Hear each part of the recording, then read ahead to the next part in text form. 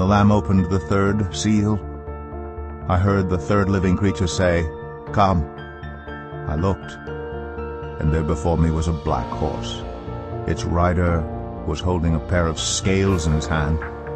Then I heard what sounded like a voice among the four living creatures saying, 2 pounds of wheat for a day's wages, and 6 pounds of barley for a day's wages, and do not damage the oil and the wine.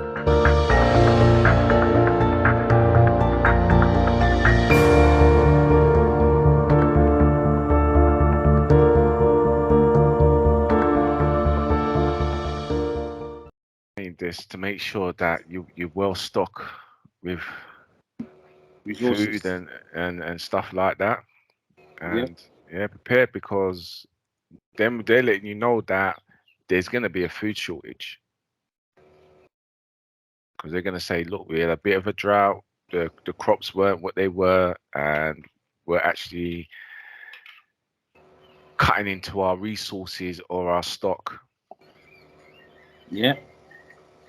And if you can see, they're doing it on Europe. Yeah. India ain't hit with the heat, that country's always had heat. Yeah. Now they want us to believe that because we've got this heat, as if we never had this heat before, something that has been happening in Israel, in the Euphrates, is taking years for it to dry up. And that's people taking it on a daily basis. They're saying within a few days, whole rivers of Yeah, exactly. That's what I was saying. This thing dry up so quick, and you're talking about that energy companies can't get the water to push through and generate the electricity. I'm like, you lot on the hustle again.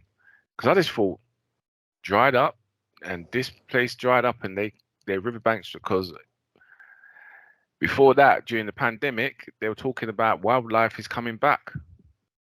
And it's not like we ain't had rainy seasons before this. This is probably the first year we've had consistent sun during the summer in a while. Mm-hmm. But a lot of the time, it's raining. Usually, you at least get 1 week of just rain. So they're trying to say that the reservoirs are all dried up just because we've had some sustained heat. Remember, this hasn't been more than 3 weeks straight. Yeah. So we're just being really, really conservative with our measurements. Hasn't been more than 3 weeks straight, but they're saying, let's say it has been 3 weeks. Let's say it's been a month. That a month can dry up a whole lake. All across Europe. River Pole, the Rhine, you know. That's right.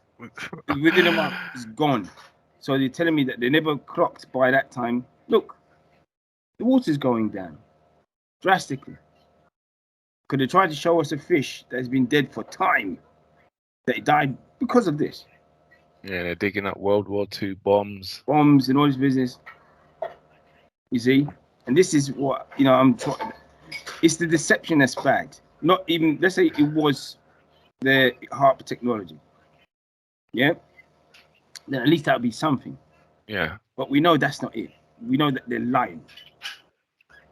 See?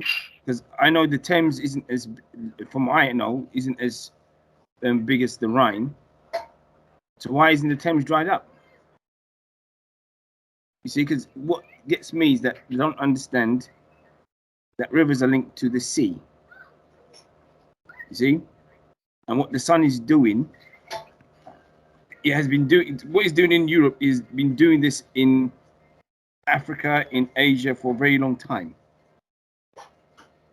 And for some reason, when the sun shines here, for some reason, it's different. You see? And okay, I'm not a geologist. I'm not a naturalist with a professional degree, because that's the only way they're going to rate me. But wouldn't the same sun that's, making here hot and all the other places hot be melting the ice in the North Pole, correct? It'll be melting the ice there, correct? Yeah. But we know their agenda. Their agenda is this global warming. So we know that. But we're stupid. We're dumb. We don't know anything. Every day we wake up, we're always on a reset. But we still have the basic information. So all we know is that in the North Pole or in the North areas region, all that ice is, the same sun that's making it hot here is making it hot there. Correct? Yeah. Every people, yes, that's what we're here. Yes. So wouldn't the ice there be melting and then increasing the water level? Yeah. Yeah. So therefore, we shouldn't be having anything to do with droughts anywhere, correct? Yeah, we should be having more fresh water now, isn't it? Hey. Do you understand my point? Yeah. But they literally think these guys aren't going to think like that. And the truth is, I do believe that people are thinking like the way we think. But either one, they're too scared, or two, they are saying something, but it's not going out, and people are taking it on board because they want the scientists to say it. You see? Because one thing I know is hot weather. That's one thing at least every black person knows. Hot weather. Because they must have gone back to their parents' or grandparents' land once in their life, at least. Maybe, of course, quite a lot they don't. But this type of weather is a normal time period in Colombia. Do you understand my point? And the idea of a drought is... Sorry, go on. I totally agree with you because we've been here long enough to know that this is what summer was like back in the 80s. Continue talking, mate. I go on mute. Go on, talk. No. I'm just saying, like, we had these summers. It was even hotter than this. So we always knew that come, especially the 6-week holidays, it was hot like this.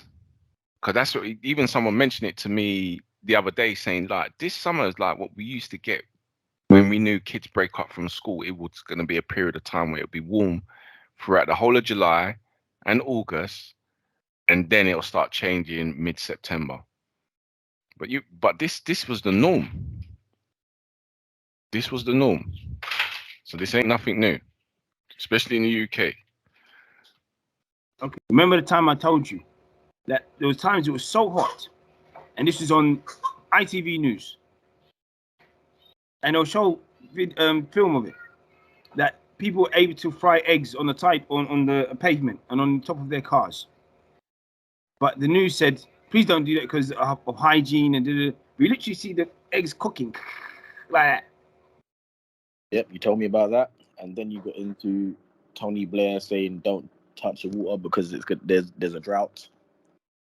I was even saying when I was in secondary school and primary school, yeah, it was warm, but through college, up until literally the lockdown, we wasn't having summer like that.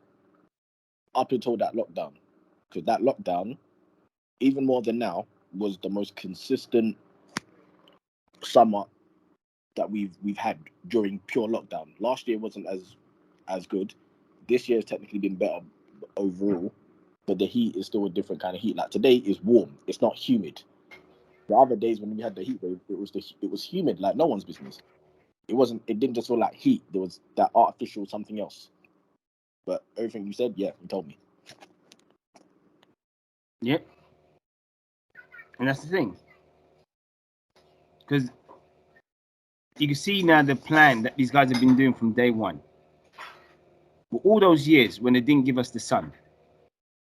So we literally forget how our old day summers were. But as you can see, we haven't forgotten it. At least people with sense.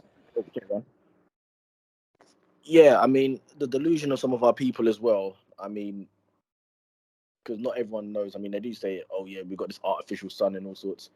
It won't surprise me if half of the people are thinking, because they've been, even that doesn't even make sense. Your sun goes into artificial sun. What do you think's going to happen to you?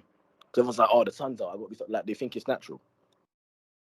But I know that deep down they probably thought they did some sort of stuff to make the sun come out, and they think it's something to do with them and the spirits aligning. And it's just like, guys, you're really scaring me now. Like, I mean, before you were just annoying me, then I thought you're dumb. Yeah, they're actually scaring me, our people. Like, it's not a joke. Like, yes, there's heat. Like, this actually feels like heat. But even when you, as you said, when you go back to certain countries, like, the heat feels different. It doesn't feel like it's just hotter here. It feels like a completely different thing altogether. And it's like, are you guys not clocking this? All you guys say is, all right, yeah, no, it's different when I'm back home. Like, I get it's different when you're back home, but like, I'm starting to feel and understand the artificial heat. There's times I'm like, listen, this is artificial, because there's even days when it's not as hot as this, and whatever they're doing with the humidity, and then I'm sweating for no reason. There's been times it's relatively, I won't say chilly, but I've got a jacket on because I'm like, yes, there's a bit of a chill, and I'm sweating. I'm like, what are they doing with the temperature? What are they doing with the air? They're showing us that when they want to, they can control this environment. But as I've said many times before, I'm saying it again. In their hands, major recipe for disaster. Major recipe for disaster. Because with this type of heat, just because they want to bring the deception, just to bring the deception that there's something called climate change, that they're ready to do something like this, just to get people's minds all on board with their agenda. So you believe that, oh, this heat is something we haven't, it's unprecedented. It is unprecedented. It's hot, but it is unprecedented. Because in other places it's like 44, and that's holiday weather. Just because it's in the UK, it doesn't mean, oh, that shows all the ice caps are melting, the hole in the ozone layer, and all this type of jazz. Do you know why? Because they estimate, oh, the hole will be fixed by now. So it's fixed. So I can't be hearing nothing else. I watched some footage. I can't remember. I was watching some YouTube thing, and the guy was showing an 80s BBC weather, forecast. Today it would be sunny, and it had 35s or whatever, right? High, recordly high. But the image they used was just normal sunshine, like. But then they fast forward today, when they show you today's temperature is going to be 35, 32, whatever, 30. It's red. Everything's bright red, as if to say it's peaking. And just to show you the deception of how you present the temperature, even if you present it to the people, just sunshine, yeah, it's going to be hot. But blitz red, big problems, everywhere's drying up. I mean, again, it helps build the perception and with what's going on. I think they're using it as well to like to usher on other things, like first way you destroy people, water supply, and that has knock-on effects, food, electric, everything. You can then sort of blame it or whatever you want to use the narrative for. Water is a very, very, very like abundant, needed commodity that everywhere maybe is overlooked. Everybody's worried about electric, the war, food, other things, and everybody's taking for granted water. Yeah, first rule in battle, when you defeat the army, you cut off their water supply. One by one, they'll soon drop. So it's the same thing, but again, Western people all looking over the other sides. Some people are enjoying it, some people take it seriously, some people, whatever it is. Again, it's just another tool to kill off what's left. And it would seem starving is the new tactics. So not only do you have to cut back electric so we can pull off electric and things like that, don't get used to blackouts, get used to that. It's a way of life. You know what I mean? Then you got to deal with water prices going up. Well, remember the summer when we had to, because of this summer of 22, the reserves had to work harder, and now we're going to have to, so the infrastructure needs doing up again, so we're going to need more money for that now. Electric is going up, so again, we're going to have to, because of the summer, certain things were electric. Do you know what I mean? And they use it again now for the pretext, like it serves all their purposes. Another thing I was thinking about was, remember Mad Max? Back in the day, it was Mad Max. Yeah. The original one. I tried to watch Mad Max Thunderdome last night, but I'm going to do it. Instead, I watched a movie that you guys should all watch, Moonfall, Halle Berry. Watch that one. We'll go on. You know what? I've never watched that Mad Max film. I've seen clips of it, but I've actually never watched it. And the funny thing is, they're all set in the future, same as Planet of the Apes, the original one. It always depicts the West as being overthrown, desert-like place, implying that all water has been dried up. You know what I mean? And I just thought, why is it they always depict the future like that, all dried up, no water? So who knows what direction they're going? But again, here and now, it's just another piece in the puzzle. Now we have to squeeze you guys harder. Now we have to do more. Now you guys we have to work harder and pay more. But you're weak. But at the same time, things is going up. We have to charge you £200 a week for your water, whatever the case may be. People dying in their homes, starvation, whatever. Well, we couldn't get there. Our services are stretched. Look at now, like the summertime, they say, well, we're urging people, don't do X, Y, Z. Our services are stretched. I mean, there might even be some truth in it, because I know they laid off lots of people in all sectors. But at the same time, it's just now we could charge you for whatever you want, squeeze you to the bare minimum. Just me. And everything you said is going to go over everyone's heads, but they're going to try and talk to you like it's talking points. And they're going to try and reason with you and properly say, yeah, no, the thing is, everything you said is serious. But more people, well, our people, because I'm having a family barbecue, even talking with my granddad and my uncle. It's like we're saying it's en masse, it's bad. You'll give all these talks, and we'll talk and think, right, yeah, you're getting it. Everyone will be nodding with you, and then literally it's just gonna go in one ear and out the other, because they're gonna think, right, so tomorrow I need to go and buy the latest Gucci trainers. You're not gonna have water, and you'll even be posting on your social media that you're not gonna have water, and you'll be posting all the so-called conspiracy theories. It doesn't make any sense, and you're not actually trying to say, you know what can I really do to try and, help or bring people together? Nothing. Understand, yeah, posting something on social media, and okay, you're not really about your people en masse, and that's the one thing you said.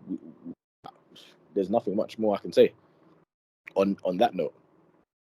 I'm taking it on board a lot more. I really can't be trying to kill myself trying to save these people, because I'm going to end up just losing my mind and losing myself. I mean, you think about it, they literally just disappeared tomorrow and said that, yeah, there's no government here, just disappeared. Like, how would you know there's any rule of the land? Because everybody's in the same situation in commas. And the only way we know that we're part of a inverted commas government is Bojo, what his name, comes on the TV every now and then. So it's the same narrative. If they just literally, the supply's got too much, our services are cracked, we've all run. The elite will go into there wherever they want to go, and that's it. They'll leave anarchy on the streets, just like that movie. There was a movie on Netflix. What was it? Last Days of, was it Babylon or Civilization? Something like that. I only got as far as the title, and I was like, what? What are they trying to tell you? The last days, and then literally they'll leave a period of a month, or I don't know how long, let carnage and anarchy go on, and then just come out as these new martial laws, killing everybody that moves. Oh yeah, we forgot to tell you new rules. Well, the riots was a social experiment. How many people do you know that when the riots was around got involved in some sort of way? Remember, it was like 24 hours of free for all. No rule. Go down there. Everybody's calling everybody. Come down there. Which riots? Yeah, with the riots. Everybody knows. Which one? The one that just went not too long ago. Remember how do I describe it? Blackberry riots. The Black Lives Matter versus the far right people. Nah, before COVID, the riots. The riots. Before COVID, yeah. Started in Croydon, it started in Hackney, was all over London, up to as far as spread all the way up north. Right. Remember that. How many people do you know that somehow got involved? Even people that didn't do crime. Yeah, I went out there. Yeah, I went out there.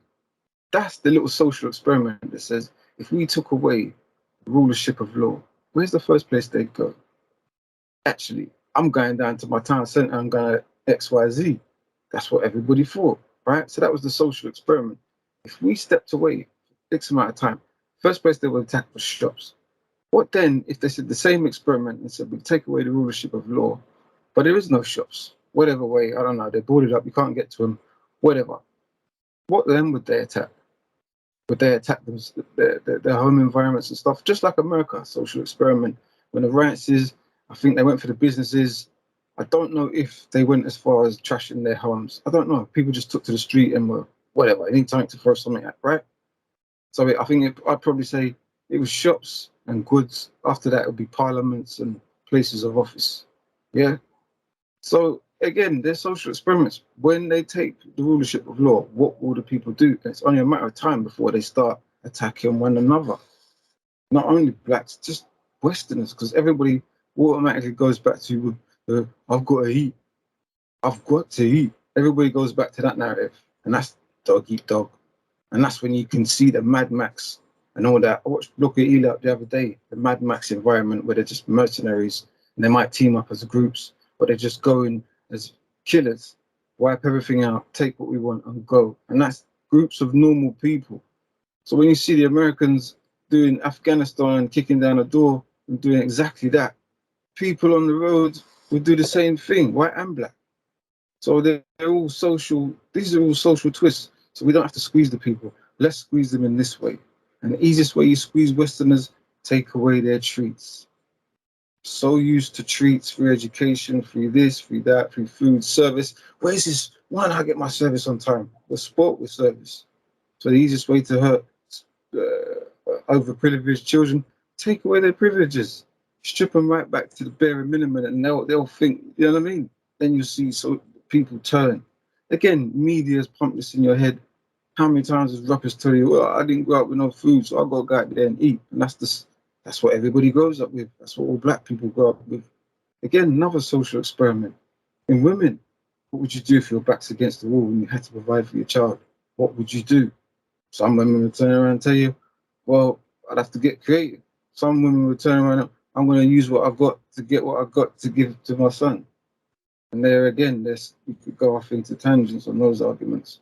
But again, social experiments, what will people do when their back's against the wall? This is where they're at now. This is where they're at. Those that are privileged and are used to, they're saying there's drought out there, they're saying all these problems in the world, and that person that takes to the festival and all that, you're in a different planet. You're in that world that says, I don't want it to be true. So I don't want it to be true. I don't want to hear that. I don't want to hear that. But when it hits them, they're the worst. You know what I mean? They're the first to crumble because they're living in states of denial. But I mean, I don't know. I've been watching Sky News all week like an idiot, workplace, and you know what they're like radio, just keep playing the same things over and over. And all they're showing me images of dry reservoirs that have lost like feet and feet of water. The local Thames can't cope. They're having to pump bits of water in the system just to keep the system going. People going crazy and rushing the local waterman because they're turning off. The more rural you are, it seems, the more, I don't know, some rural areas you're stuffed. There's like one pipe coming in, everybody feeds off of that, and that's the way it works, right? So again, these are the way they're locking off the networks. Is again, it's just like a strategy. I guess what I can see is a strategy. Next is going to be the blackouts, electric's going through the roof. I think in Australia and some countries they literally have like after 9 o'clock the system will be down for like 4 or 5 hours, and they say that that's to recharge or whatever this case may be. But the same thing, like the water system in this country, as far as I know, it's run off the water in some sort of way. You know, it must spin some sort of turbine, dam, whatever, Kate's movement, and that's the ongoing electricity. That's why electricity keeps being made. But if your dams and all this infrastructure starts going away, then what? And that's why they say, oh, the England won't work when it used to build. Because as much as their system is built off of this internet, this and this great, the reality and the tangible is this system out here is 1800s and 1700 years old. And you're just patching up. How many times they patch up cobbled floors and or the tarmac? They're just constantly patching up an old infrastructure that they're trying to keep going. The tube, you go down on the tube. Remember, the other days they upgraded the trains. The trains used to be from the 50s, used every single day, just like a bus. Remember, the old route masters had to retire them because they've been used every single day for the last same as the airplane. The Boeing had to give up the ghost. I heard those planes worked non-stop, and when you go inside them, ain't nothing but Airbus, loose doors and rubbish seats, dusty as hell. Because it's literally one generator. It's all old gear. So they've put all their infrastructure and money in the technological world, which is all whatever, ones and zeros, great, fine. But things like traffic lights and all those things that are actually tangible on the ground, that infrastructure is falling apart. And they might even be right. Again, it might be a purpose. The rail system is old as hell. Give it a couple heat and it'll buckle and start breaking out. We had to shut down that part of the network. Then you're gone back to square one. We can't get to your area so easily, wherever your pocket of nation might be. Do you know what I'm saying? So yeah, it's a social and physical war that they're dealing with, and they're flexing all their muscles and pumping this crazy narrative to people that still don't blasted care. They don't care how much things are affected when water is an issue. These big docks of freights that bring goods into the country, their lines of which that they come in and dock are shortening, which means this big old ton something can't even make it into dock certain things, if the narrative is real. But just think of it, let's just say water is drying up, right? That affects so these things because people take it for granted how abundant water is, and we rely on it, and it's always going to be there. But it's the one commodity in this world that I don't think you can be without. Electric or water, choose one. Heat or water, choose one. Light or water. It's going to come down to these. This is what I'm saying. Like all these gifts we've got before. Let's peel it right back to the fundamentals of life. You can't have all of them. Choose one. Do you know what I mean? So yeah. You're getting what I'm saying now. The type of mentality of the type of people that we are dealing with on this type of daily level, that is going to be the situation of, God forbid, well, it's not going to be God forbid, because from what we're reading, from what we're understanding, from what we're knowing, they're not going to have that long time to be able to do that, but they're going to have enough time to make an impact. That the situation isn't really going to be a case of, oh gosh, I don't have water. Or, oh gosh, I don't have electricity. The very dreaded, pitted feeling is going to be, oh God, these guys are going to make another decision. Yeah, do you understand? Because in all truth, if people have to be very truthful about it, they're not really worried about COVID-19. It's about what these guys do because of COVID-19. If people really, if they're truthful about it. He says that we have too many cowards. You see, and it's off their own volition. They said, well, we're making the decision for you, just like adults for children. We believe that you shouldn't do this, or we believe that, we've measured the water levels, so we're deciding on this. This is the type of position they're saying they deserve to be in. The Prince Charleses, the Borises, the Bidens, the Merkels. That's how they think. And look at their faces, for Christ's sake. Those are the people. They think we are the people to make the decision for you. The same type of people that came in their ships and went into Africa and treated the people like that.